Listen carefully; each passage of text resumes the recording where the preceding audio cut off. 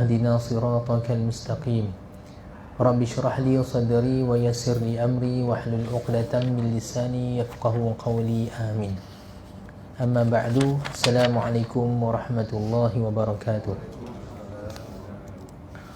Alhamdulillah, syukur pada Allah Subhanahu Wa Taala, dengan izinnya pada malam ni kita dapat bersama-sama dalam surau ini, dalam satu majlis ilmu, insya-Allah, majlis pembacaan kitab kita, ini kitab Al-Muqaddimah Al-Hadramiyah, di mana kitab ini kita membahaskan dan membicarakan persoalan-persoalan ilmu fiqh, secara khususnya perbahasan fardu ain, iaitu berkenaan dengan bersuci dan perkara-perkara yang lain. Jadi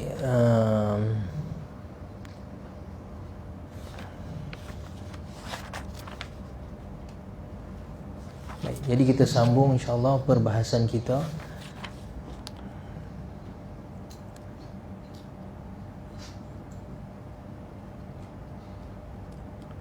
Seingat kita kita berhenti itu pada bahasan mencelup tangan, ya, mencelup tangan pada bekas air yang sedikit kan, itu pun dah selesai kan. Baik, jadi kita masuk fasa baru insya-Allah. Saya bacakan kitab ni, kemudian kita terjemahkan dan syarahkan insya-Allah. Ya, saya pun tak tahu Datuk, kitab saya kitab lain, kita yang sama lah, tapi saya pakai yang asal kitab Arab. Fasal ada tak tajuk di situ?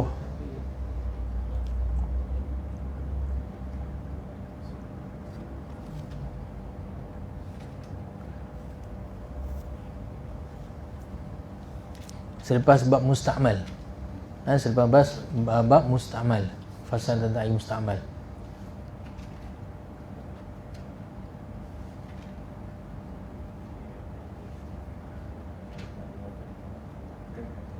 Ada. Baik. Kata fasal yang start dia yanjusul ma'ul qalilu wa ghairuhu. Baik. Qala musannif rahimahullahu taala wa nafa'ana bi ulumihi fid darain amin. Faslun. Yanjusul ma'ul qalilu wa ghairuhu min al-ma'i'ati bi mulaqati an-najasati wa yustathna masailu ma la yudrikuhu at-tarfu wa maytatun la dama laha sa'ilun illa in ghayyarat aw turihat wa famu hirratin tanajjasa thumma ghabat wa ihtumila lughuha fi ma'in kathirin wa kadhalika as-sabiyyu idha tanajjasa thumma ghaba wa ihtumilat taharatuh wal qalilu min dukhanin najasati wal yasiru min asy-sya'rin najisi wal yasiru min ghubari sirjin wa la yunajjisu ghubarul sirjini a'dha'ahu ar-ratbah. Fasal, menjadi najis oleh air yang sedikit dan selain daripada dia.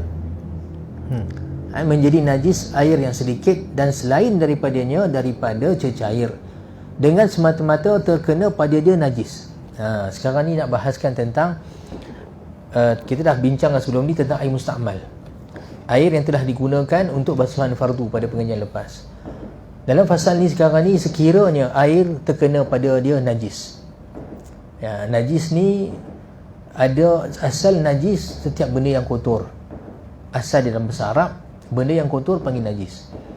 Tapi kemudian di dalam syarak ni, dalam syariat Islam, bukan semua benda yang kotor tu hukumnya najis. Jadi najis ni definisi dia adalah kekotoran yang menyebabkan tidak sahnya solat ataupun mencegahnya sahnya solat pada waktu yang tiada, bukan ada yang perkara yang memberi rukhsah. Maksudnya kalau benda tu ada pada pakaian kita ataupun pada badan kita, kira ni najis, maka dia menyebabkan solat kita tidak sah.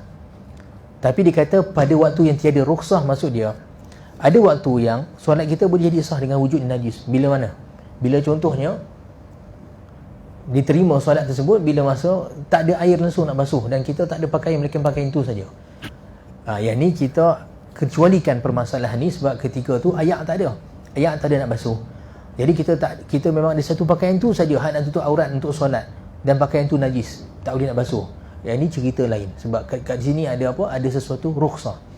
Tapi asal dia najis adalah barang kekotoran yang sekiranya ada pada pakaian atau badan kita, dia menyebabkan solat kita tidak sah. Jadi terkeluarlah perkara-perkara yang kotor. Maksudnya terkeluar di sini, maksudnya maka dia mengasingkan perkara-perkara yang kotor. Tapi kalau sekiranya kena pada pakaian kita ataupun badan kita, dia tidak menjadikan solat kita tidak sah. Maksud dia solat kita sah. Contohnya hingui. Hingui kotak, hingui ni kotak. Dia satu yang mustaqzar dipanggil. Tapi kalau seorang tu tengah solat, dia terbersin, terbersin sampai terkeluar hingui dia melekat pada pakaian, hukum solat dia sah. Hatta kalau sekiranya hingui dia terkena pada kawan dia sebelah kali pun, perpak kena kawan dia sebelah, kawan dia solat kawan dia pun sah, walaupun dia asal hukumnya kotor, benda tu kotor. Macam tak maaf kan, macam tak telinga ke kan, apa saja, macam ayat liuk, dia kira hukum dia macam benda yang kotor lah, tapi dia tidak najis. Jadi najis apa dia? Najis ni itulah yang keluar daripada kemaluan depan dan belakang. Ini air kencing dan juga najis yang keluar daripada ni dubur. Kemudiannya darah, nampak no? Darah hukum dia najis.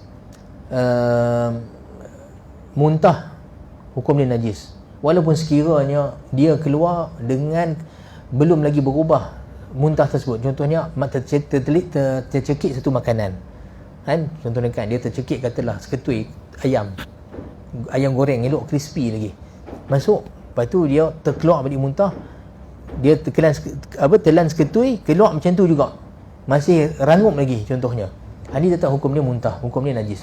Nampak no? Sebab dia jadi muntah. Jadi bila mana dia masuk dalam perut, dia keluar balik, maka hukumnya muntah. Maka hukum dia najis. Baik. Kemudiannya bangkai binatang. Bangkai binatang najis. Dan najis yang lebih berat ialah najis babi dengan anjing. Dan dia tu sendiri adalah ainun najasah. Maksudnya babi dengan anjing tu dia sendiri adalah najis. Apatah lagi najis yang keluar daripada dia. Jadi dia tu sendiri adalah najis. Baik, ini perkara-perkara yang najis. Nampak? Jadi ada benda yang kotak yang lain bagi kita kotak tapi dia tak najis, macam kita kata tadi, hingui contohnya. Baik.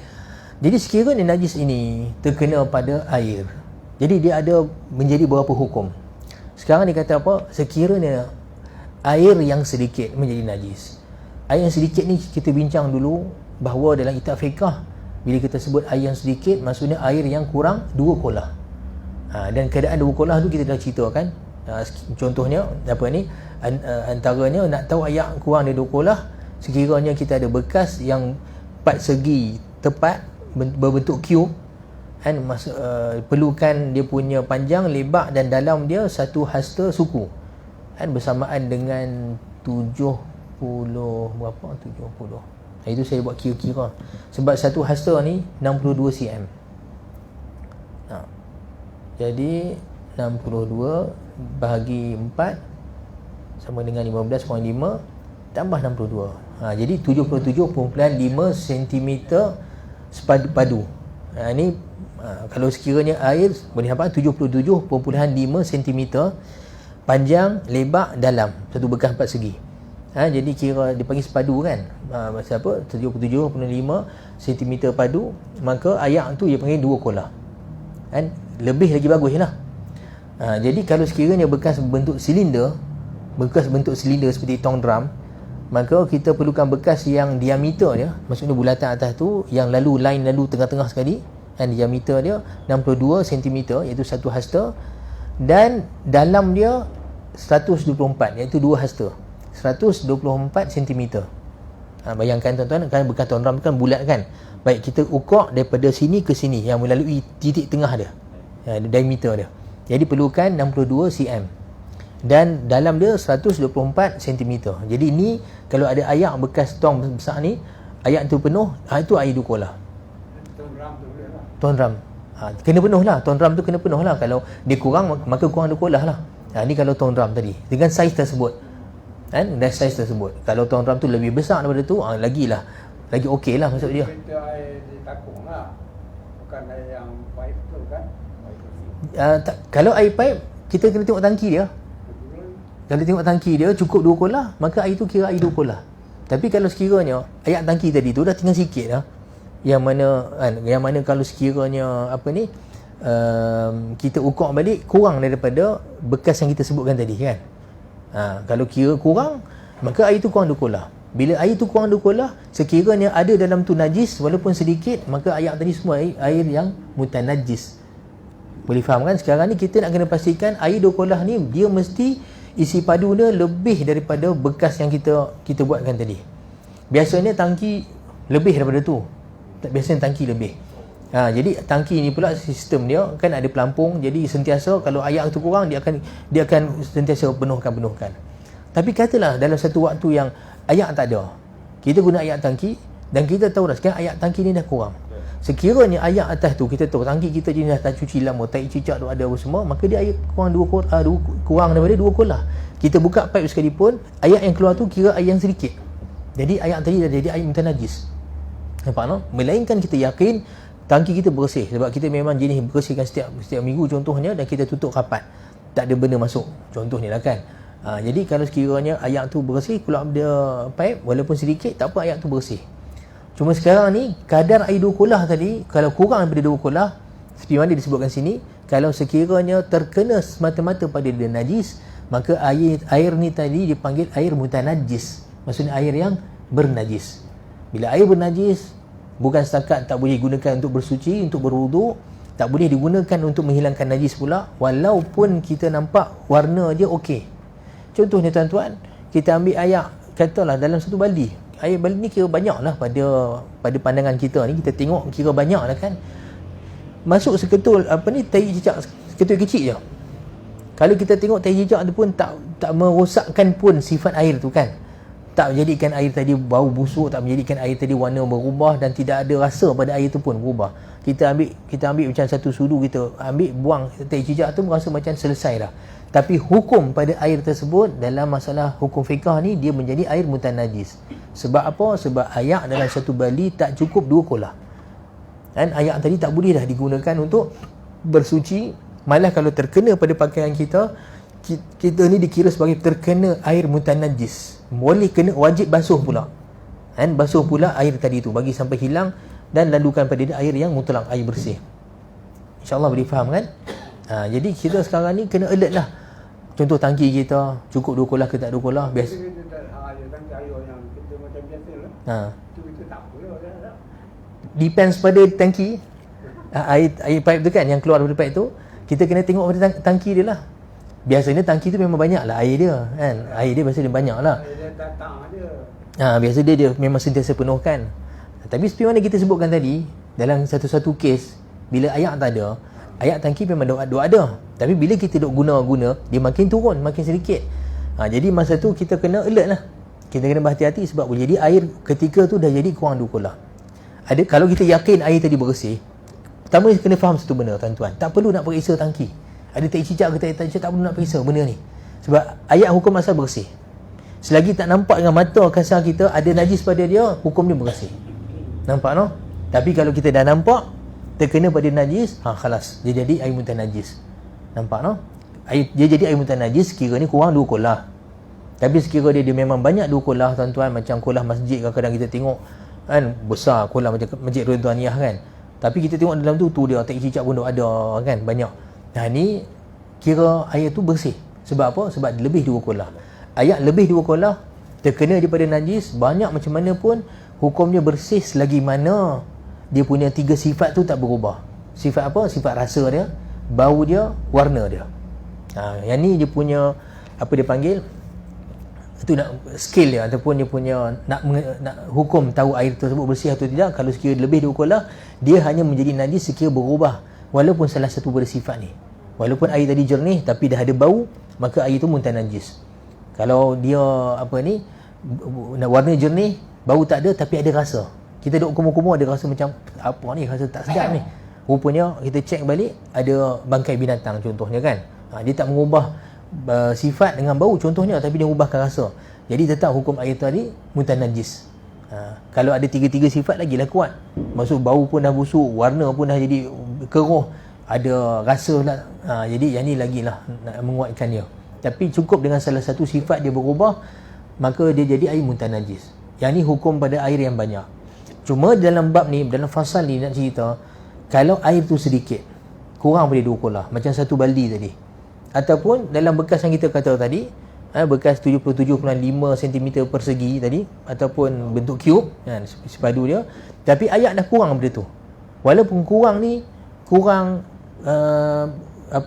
satu per 5 saja. Nak kata banyak lagi lah, tapi 1/5 saja kurang. Tetap hukum dia, air tu dipanggil air yang sedikit. Jadi kalau semata-mata terkena daripada najis, nampak? Jangan faham kalau sekiranya dia masuk najis, hatta terkena. Terkena ni contohnya, ayak yang dalam, katalah ada satu tong drum, tapi tong drum ni ayak dia sedikit. Ayak dia separuh, tak cukup 2 kolah. Ada seorang tu pegang bangkai tikus kat ekor dia. Ni bangkai tikus dia mati. Dia pegang, dia tak tengok ayak dalam tu, dia tak perasan mulut tikus ni, muncung dia tu cium sikit je permukaan air tu. Ting macam tu je. Ting, sikit je. Tersentuh saja bangkai tikus tadi, walaupun kita tengok cara mata kasar kita, sikit je kot, tak apa kot. Tak, air tadi telah jadi mutan najis. Sebab tu dalam kitab ni, ibarat kitab ni, dalam kitab Muqaddimah Hadramiyah ni, dia lebih berhati-hati dengan mengatakan apa?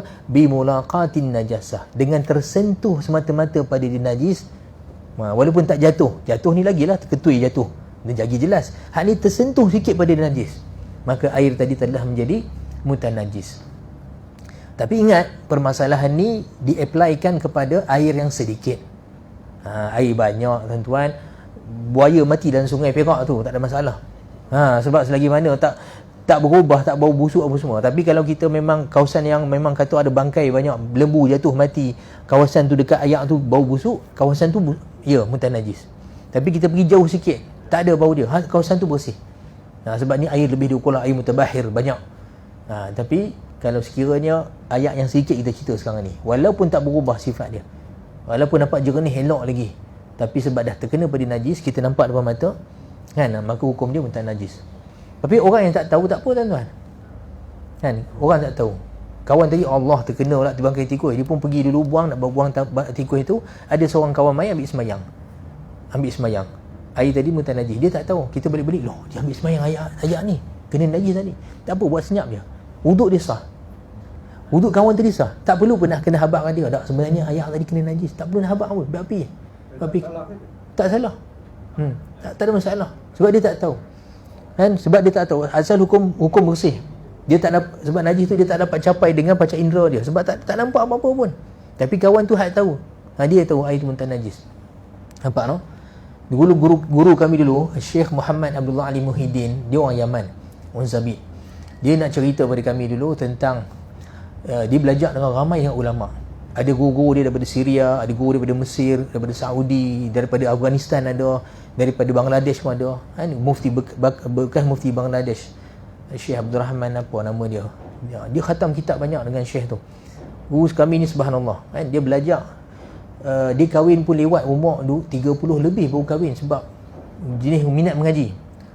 Kitab dia, dalam saya tengok dia panggil kitab Sabat. Sabat ni kitab himpunan macam indeks dia lah, directory dia, senarai nama kitab yang dia khatam guru dia, cukup banyak, beratus-ratus. Subhanallah, dia punya semangat mengaji, dan mengaji pada kecil. Daripada awal umur, sebelum 10 tahun lagi dia dah duduk dengan ulama, sebab dia memang datuk dia alim lah. Jadi budaya mengaji ni memang diterapkan dalam diri dia dari kecil lagi. Jadi untung dia mengaji kitab khatam cukup banyak. Tapi dia kata pada saya dulu, dia kata pengalaman aku, dia kata mengaji kitab fiqh Syafi'i ni, dia kata ulama yang paling mahir sekali ulama Syafi'i ialah ulama Hadramaut, Yaman. Dia kata walaupun aku ngaji dengan ulama Syria yang mazhab Syafi'i, Syekh Sa'ad Murad, antaranya ulama Mesir, dia kata ramai ulama Syafi'i negara lain, tapi dia kata orang Hadramaut paling mahir sekali. Sebab dia kata Hadramaut sebab tak ada mazhab lain. Mereka Syafi'i betulin 100%. Tapi Mesir ada mazhab Maliki, Syria ada mazhab Hanafi, campur. Jadi kadang-kadang bila bercampur ni, kita kena terkeliru juga sikit sebanyak, sebab ada amal, ada banyak benda yang amal. Tapi Hadramaut depa memang memang Syafi'i saja mazhab dia. Lepas tu depa tu sendiri jenis memang budaya mengaji, baca kitab tu tiap-tiap hari macam tu lah. Terkenal orang Hadramaut ngaji dan ilmu dia tinggi. Jadi dia kata, guru kami cerita, dia kata sampaikan kat Hadramaut ni budaya mengaji kitab ni terlalu hidup di sana. Bukan setakat budak-budak yang mengaji, bukan setakat tok guru, anak-anak murid mengaji ni. Hatta dia sampai kepada orang-orang awam sendiri pun sampai hafal matan-matan kitab. Terkenal matan Ibnu Mukri tu dulu dekat Yaman, dia kata sampai makcik-makcik kedai jual teh ke apa semua pun duk sambil-sambil meniaga duk baca matan Ibnu Mukri. Nak kata hebatnya budaya ilmu di sana. Jadi dia kata ada satu hari seorang lelaki tu dia lalu dekat jalan dekat Hadramaut, dekat Tarim. Arab ni rumah dia, bumbung dia pun tak ada zinc macam bumbung kita ni, dia rata kan. Dia rata sebab hujan ni benda yang jarang kat sana. Jadi mereka mengambil manfaat lah bumbung tadi tu, tak payah buat bumbung, dia boleh duduk atas tu. Kami dulu masih di Sudan pun memang kebiasaan tidur atas bumbung.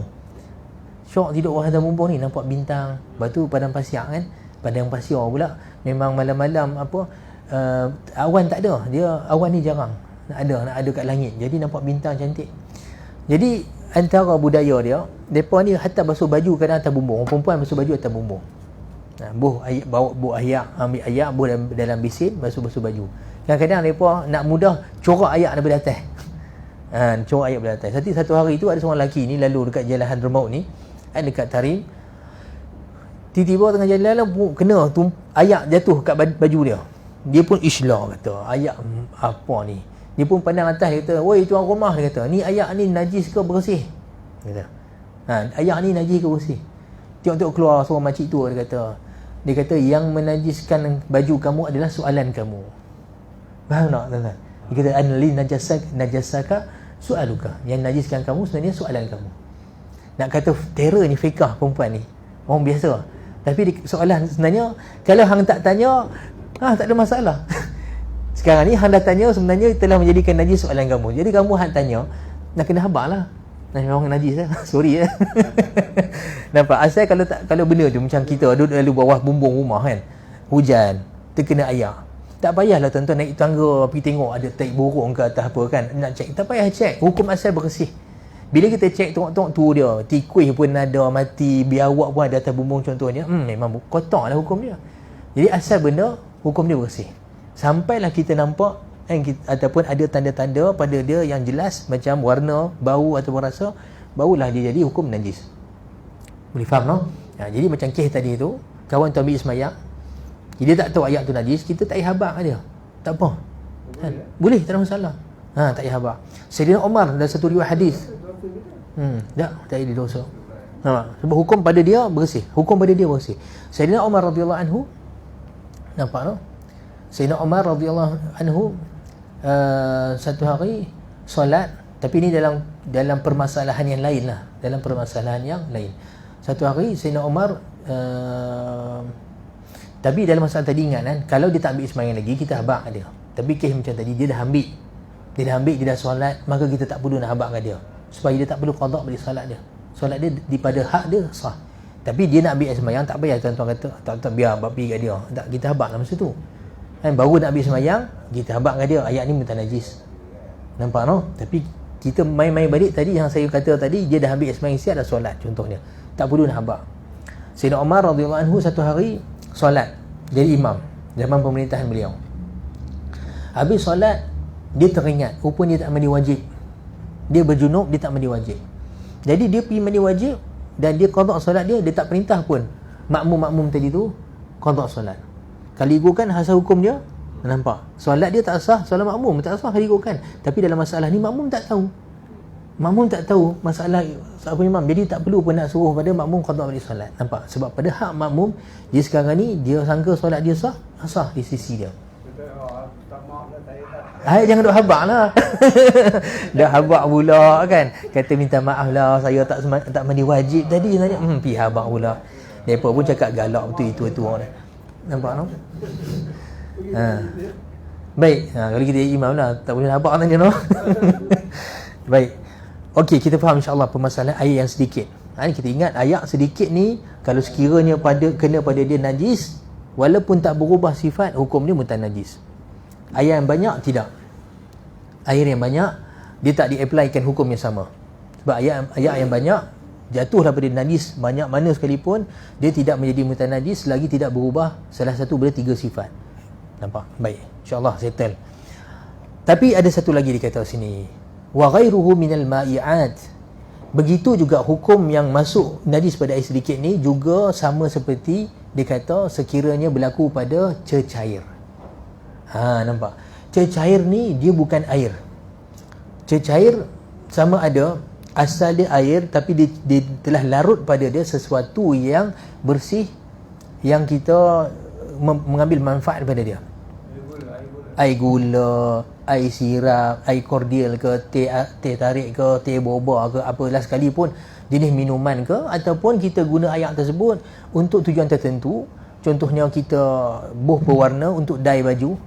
Dia panggil dulu kan ada kan, untuk warnakan baju contoh kan, dalam masalah panggil sibghah. Sibghah. Jadi air yang sekiranya dah bertukar daripada air mutlak kepada air yang memiliki sifat dia tersendiri macam cecair tadi, ataupun dia memang bukan air asalnya tapi sifat dia cecair, seperti air nyok, air nyok sini kan, air nyok ni kali-kali bukan air, dia daripada buah. Kita potong nyok tu, dia ada air dalam dia, tapi sebenarnya bukan air. Air yang asal dia, air mutlak ni 7 tu, air laut, air hujan, air sungai kan, 7 tu lah kita tahu. Tapi air nyok ni bukan kategori air, dia kategori cecair kan. Begitu juga contohnya perahan-perahan daripada buah-buahan ke kan, ataupun daripada bunga-bunga, kita ambil pati bunga, ataupun jenis minyak. Okey, sekarang ni jenis cecair ni sama ada air yang dicampur dengan benda larut tadi ataupun dia memang asal cecair yang lain, sekira jatuh pada najis, dia tak ada masalah kat sini 2 kolah ataupun kurang 2 kolah. Dia tak ada masalah, dia tak ada hukum macam tu. Hukum dia terjatuh pada najis banyak mana sekalipun, hukum dia terus jadi najis. Boleh faham no? Dia berbeza dengan air tadi. Air mutlak dia menjadi mutanajis sekiranya jatuh pada air yang kurang 2 kolah. Air lebih 2 kolah tak jadi mutanajis selagi tak berubah sifat. Tapi cecair tak. Air gula tadi kan Datuk, kalau sekiranya kita simpan dalam satu silo, insya-Allah silo besar, dalam macam kilang punya tong besar tu kan, silo tu, ini masalah ni. Masalah sebab tu orang yang jaga kilang ni, kalau siapa-siapa kotlah kerja sebagai pemantau syariah apa semua, dia kena betul-betul jaga bab ni, susah jenuh. Sebab sekiranya termasuk sikit pada dia najis, walaupun seketui tak cicak saja, habis semua jadi mentah najis. Cecair, bukan air. Macam contohnya kita simpan, contohlah kalau kilang buat air kotak kan, air manisan-manisan kotak, air teh chrysanthemum ke, air laici ke apa semua, sebelum kita pack dalam kotak sudah tentu dia ada dalam tangki besar dia. Dalam tangki besar dia. Masalahnya, besar mana pun tangki itu, sekiranya termasuk sedikit saja pada dia najis, habis. Nampak no? Jadi tuan-tuan macam kita kata tadi, tak payah nak pergi kilang. Tak payah pergi kilang periksa. Kita nak jenuh, kita tak tahu kan sejauh mana depa boleh jaga elok ke tak.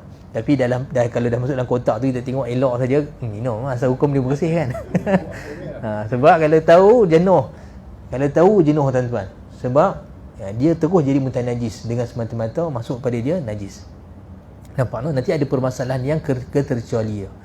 Antara kecuali antara benda yang susah nak jaga ni, binatang yang tiada darah mengalir pada dia, seperti serangga. Kalau dia jatuh sendiri, kita memang spray kan, serangga apa semua, dia jatuh satu-satu, jatuh dalam air tu, ni tak dimaafkan. Jatuh sendiri macam ni lah. Kadang-kadang kawan yang jual air tepi jalan, air apa ni kan, yang biasa soya tak berlaku, air manis-manis ni, jenis kordial ni, kadang-kadang dia duduk kacau-kacau, lebah duk main. Lebah kan bau manis kan, dia main empuk, dia masuk. Kawan tu kocak sekali, dah tenggelam dalam tu. Kadang-kadang kita pun minta, bang air satu berapa ringgit, kata dia RM2, kata bagi satu cup, baik. Dia krong, kita tengok bergenang-genang tu, bangkai lebah dalam tu. Allah kata, nak cancel, kita takut kawan kecil hati kan. Belalang secara mutlak tak apa, bangkai belalang, tapi lebah tak. Lebah tak. 2 binatang saja yang bangkai dia halal, ikan dengan belalang. Yang ni tak apa, jadi bangkai tetap hukum halal, bangkai dia. Tapi berlebah tak. Lebah, lalat ni apa semua tak. Tapi dalam kes ni dia dimaafkan. Dia najis, Dia tetap hukum bangkai asal, tapi dalam kes ni dimaafkan.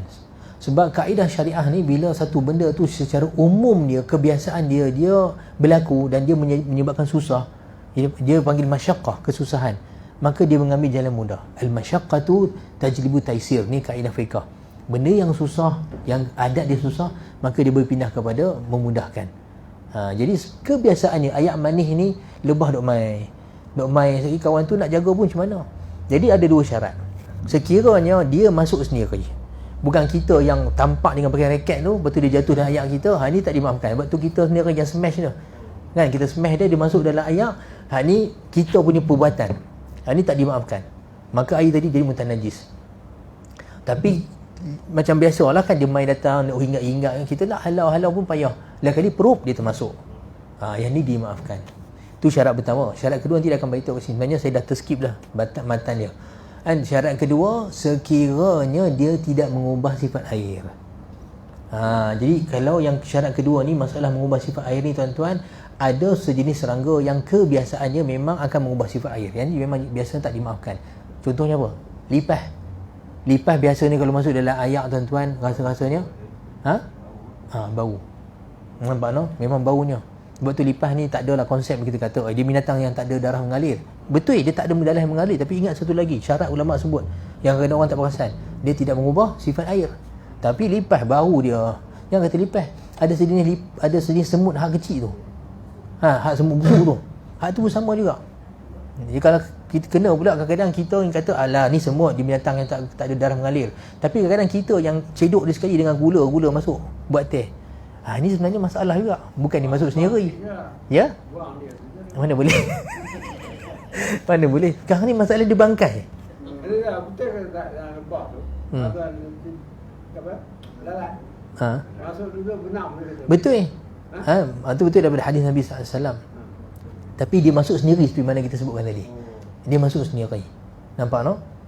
Dia jatuh sendiri. Bukan kita macam saya kata tadi, kita tampak dia kat dinding, dia jatuh, itu buat keluar. Ni tak. Ni mutanajis. Nampak no? Baik. Yang lalat tu Nabi SAW mesti suruh, kan? Celupkan dia, lepas tu buang.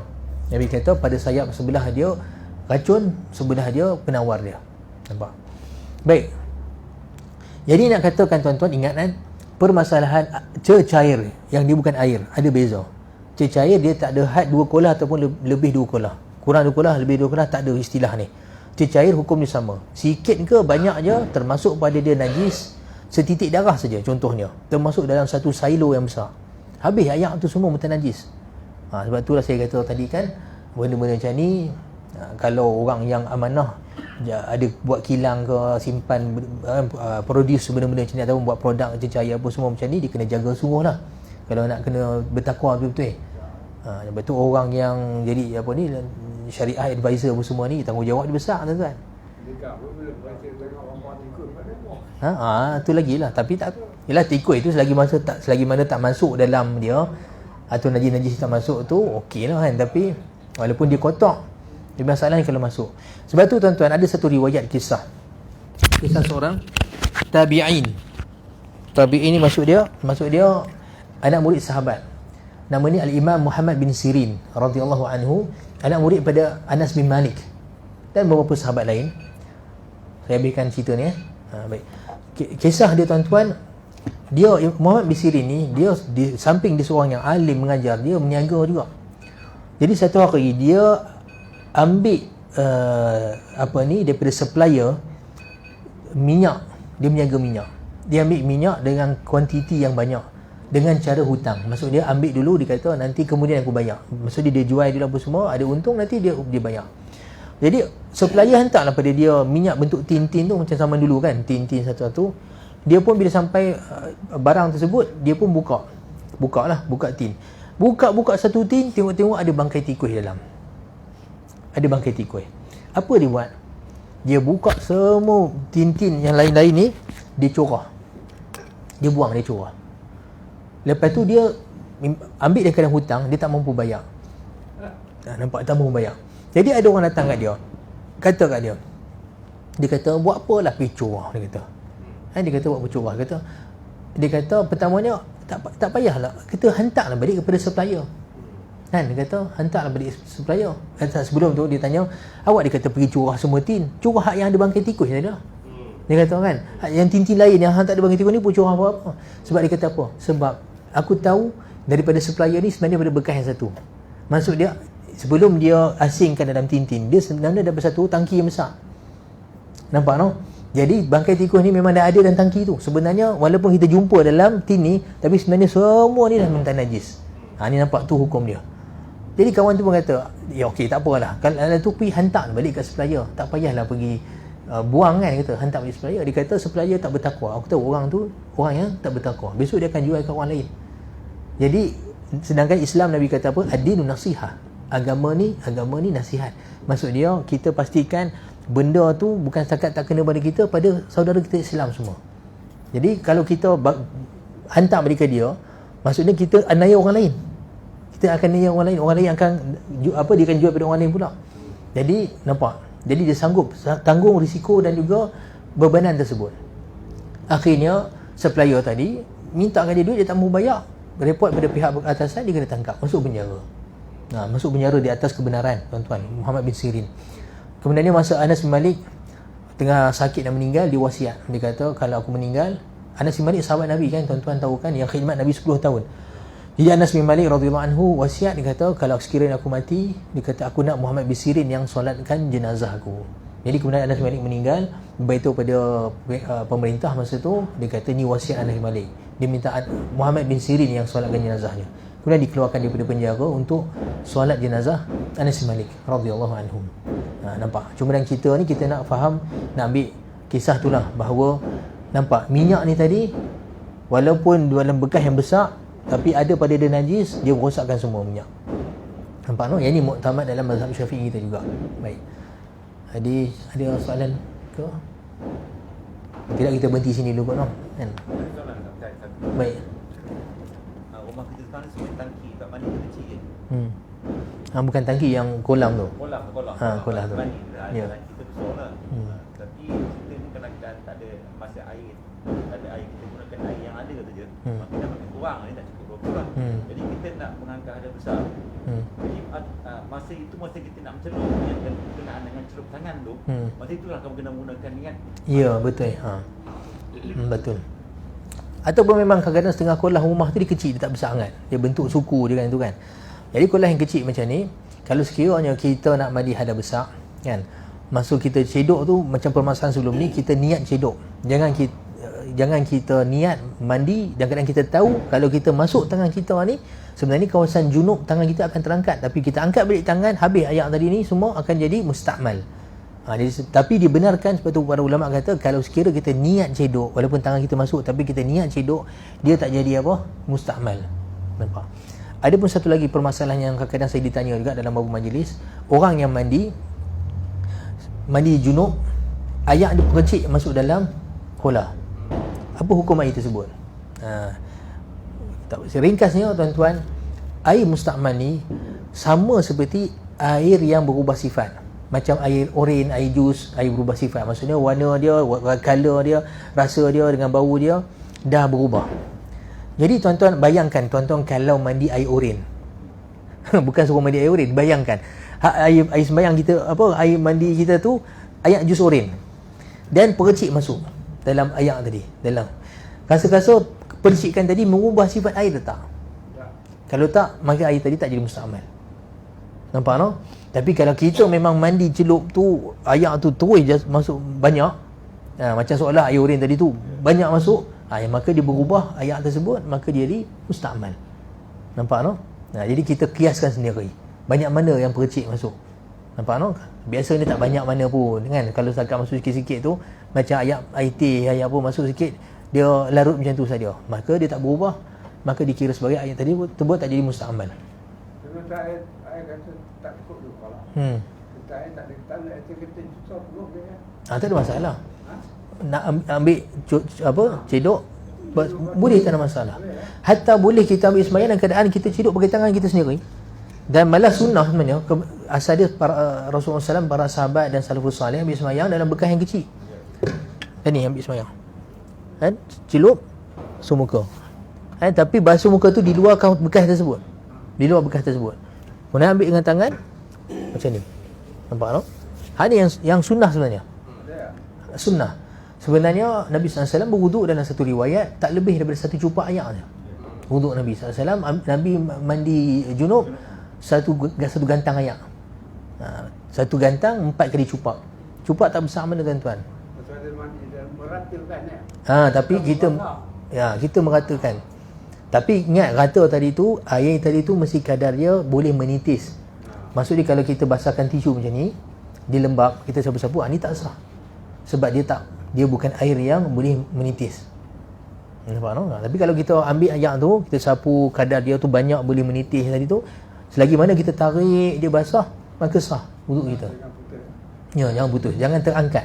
Bila dah terangkat daripada kulit kita, air tu yang musta'mal pada basuhan fardu. Sebenarnya kita sebutkan sebelum ni. Basuhan sunat, yang ni basuhan kali kedua, ketiga, telinga, dan ni tak jadi apa? Tak jadi musta'mal. Nampak? Ya? Macam kita kata tadi, 77.5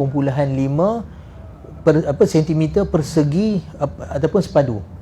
Maksudnya kalau kita nak adakan satu bekas yang berbentuk 4 segi, panjang dia, lebar dia dan dalam bekas tersebut macam satu tangki yang bentuk persegi tepat, kita perlukan ukuran 77.5 cm.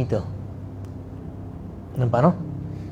Kalau sekiranya bentuk silinder macam bentuk ton drum, diameter dia antara sini ke sini permukaan tu 62 cm dan daripada atas ke bawah 2 hasta bersamaan dengan 124 cm. Ayak penuh banyak tu, tu 2 kolah. Kita pun pasal air tu kalau kita masuk tangan kita kalau sekiranya ayak tu 2 kolah, kalau ayak tu 2 kolah tak cukup boleh, tak masalah. Tu yang boleh insya-Allah.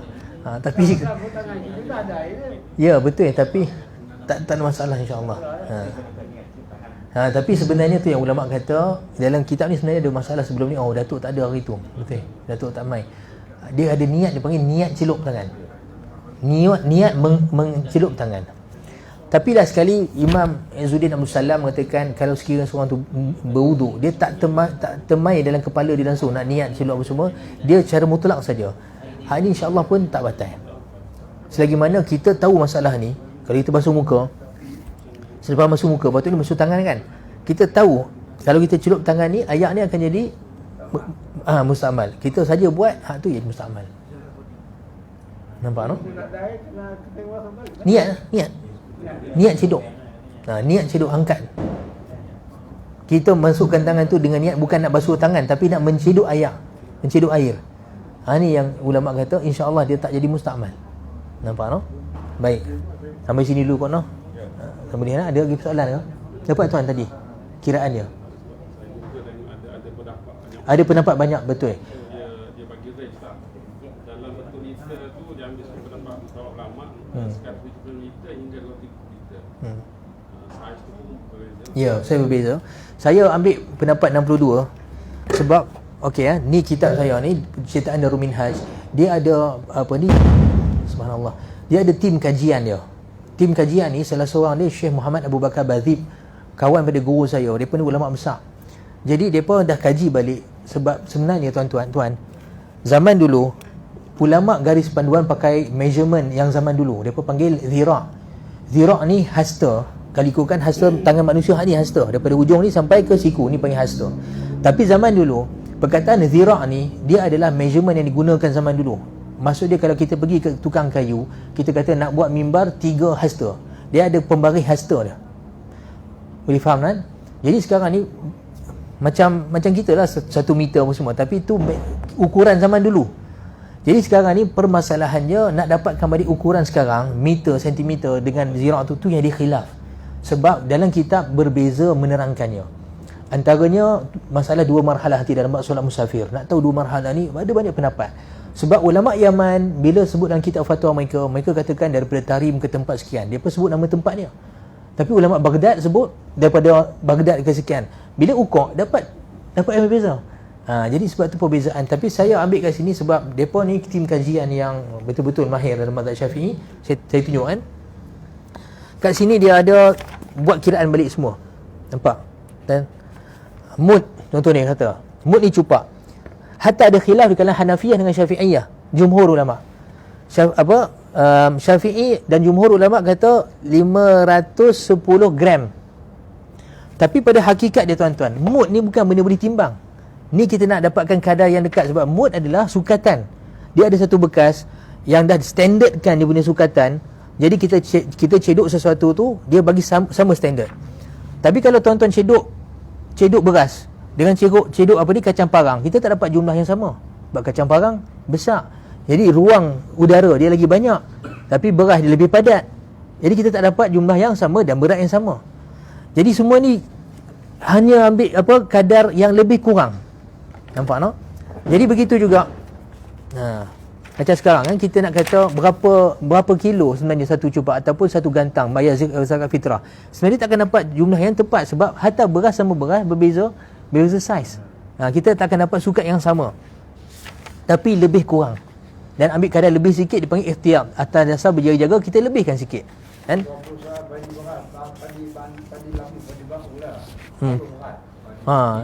Ya, berbeza.